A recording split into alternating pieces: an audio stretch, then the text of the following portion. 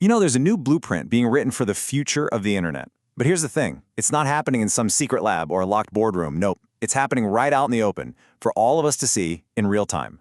And today, we're going to tap into the masterclass that is Dawn's Build in Public series, which has become this super important hub for the entire crypto world. So it all really boils down to this one huge question, right? The one every single founder, every developer, and every investor is trying to figure out. How do you actually build this decentralized future?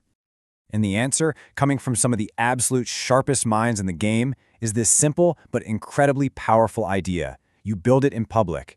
You share everything, the wins for sure, but also the losses and all the crucial lessons you pick up along the way. Okay, so let's really dive into this first principle, building in the open.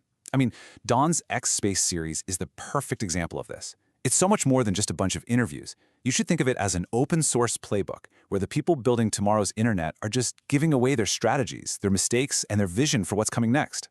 Because of all this transparency, we get something amazing, a founder's playbook. We're getting real, actionable advice straight from the people who are actually in the trenches right now, turning these big ideas into real, working networks. And here's the thing. So many of these huge projects start by solving a really personal problem. Take Daniel Andrade from Hotspotty. He started out just deploying helium hotspots from his kitchen, literally climbing on roofs during lockdown. Hotspotty wasn't some grand plan at first. It was just a tool to fix his own headache.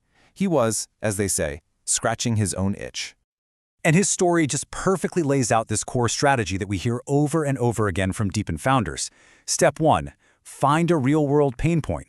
Step 2, figure out how crypto offers a totally unique solution. Step 3, prove that people actually want what you're building. And then, and only then, after you've done all that work, do you even think about launching a token. Which brings us to a super important human element. Daniel's #1 rule is simple. Don't burn your deployers. The community, the actual people buying and setting up the hardware, they are the absolute lifeblood of your network. If you lose their trust, the whole thing can just fall apart.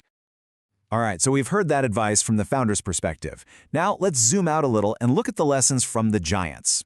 We're moving from those startup trenches to the big picture strategic frameworks that actually help these projects get to massive scale, pulling from the hard-won wisdom of the big players and top analysts. And a fantastic tool for getting your head around the landscape comes from Messari. They basically split DePIN into two big buckets. First, you've got physical resource networks, or PRNs. These are tied to a specific location, which makes them tougher to build, but way more defensible. Then you have digital resource networks, DRNs. These can scale like crazy, but man, the competition is fierce. And you can see these ideas in action with a pioneer like Helium, right? Their advice is basically, don't reinvent the wheel, use open standards and plug into existing supply chains to grow fast. Always keep your on-chain data as the one and only source of truth. And, probably most important, just focus on real people actually using your network. And you gotta remember, under all this strategy are some deeply technical choices.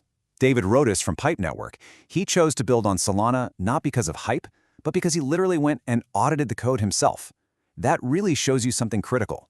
For this kind of high-performance infrastructure, the engineering foundation is absolutely everything. So this all brings us to the future, and this is where it gets really, really cool. None of these projects are happening in a bubble. They're all starting to converge to build the next massive wave of infrastructure for things like AI, energy, and compute. And the ambition here is just staggering. Look at a project like Daylight. Their short-term goal is to move $500 million from the world of DeFi, from decentralized finance, directly into real-world energy projects. This isn't just theory anymore. This is about moving huge amounts of capital to solve huge problems. And what's so exciting is seeing how these networks are becoming building blocks for each other. You're seeing people build a full vertically integrated stack for AI by combining decentralized storage from Storage with GPU compute from Velocity and data compression from Petasuite. It's kind of like Legos for building the next internet.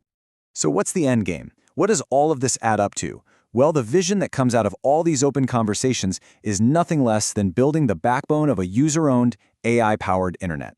A world where your home can become a mini data center, and every user is also a provider.